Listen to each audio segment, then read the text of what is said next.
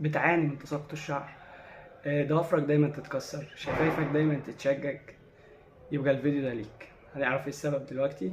يلا بينا.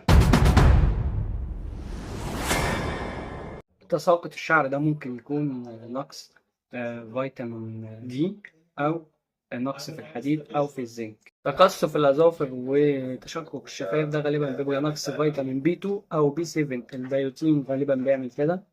ضعف في العضلات وتعب مستمر، فغالبا بيبقى السبب نقص فيتامين دي او بي 12، هو السبب غالبا. رؤية ليلية ضعيفة، فسببها بيبقى نقص فيتامين اي غالبا هو السبب، لانه بيسبب ما يسمى بالنايت بلايندنس. نزيف في اللثة ده ممكن يكون سببه نقص فيتامين سي.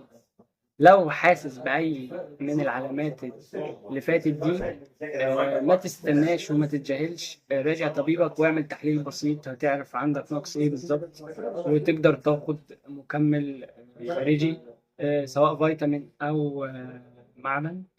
والسلام عليكم ورحمة الله وبركاته.